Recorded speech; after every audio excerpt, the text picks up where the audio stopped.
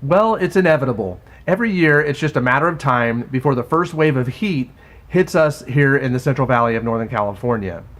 I see a few waves of temperatures hit us at different levels of intensity, which forces customers to decide whether they're going to stick it out a little while longer without repairing their AC or go ahead and call for a repair. If you don't have your AC regularly checked by Fox Family, here are some things that you can do to give your AC system a good chance of performing well for you this summer.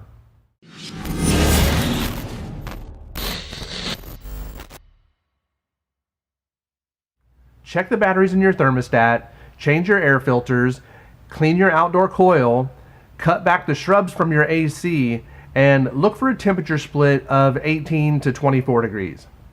First, let's check the batteries in your thermostat. AA batteries are the most common ones that you're going to find in your thermostat.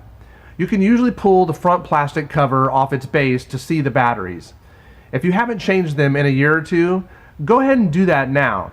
If you see any green corrosion on the batteries, that would be another indicator to change your batteries. Change your filters. You may have one or two filters around your house that need to be changed regularly.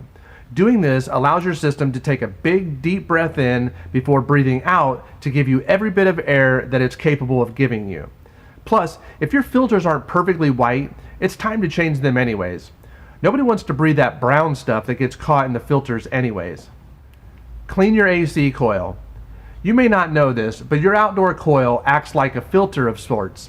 It breathes in through the fins and the coil on the side of the unit, catching all kinds of pollen and dust. The fan on top of the AC discharges that air to remove the heat from your house. Taking a hose and rinsing off those coils before the summer hits is an excellent way to prepare your AC. And for all those Tim Allen DIYers, please don't use a pressure wash to complete this task.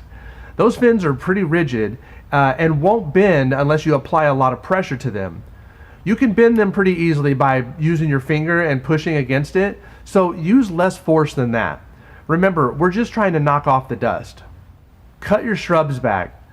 Part of letting your outdoor AC unit breathe means cutting your shrubs back at least 12 inches from the side of the unit. If you could, do your service technician a big favor and remove them altogether. Nobody wants to work with thorns from a rose bush poking into their shoulders, back, and face while working on your AC unit.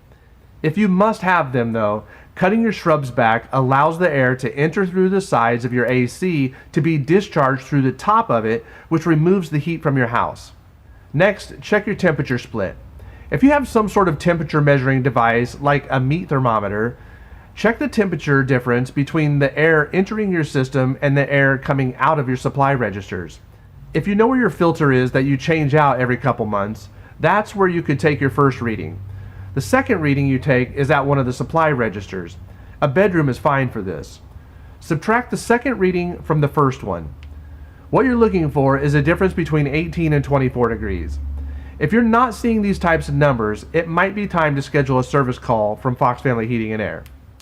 Anything lower than 18 degrees and you risk high electric bills from a system that's running too long.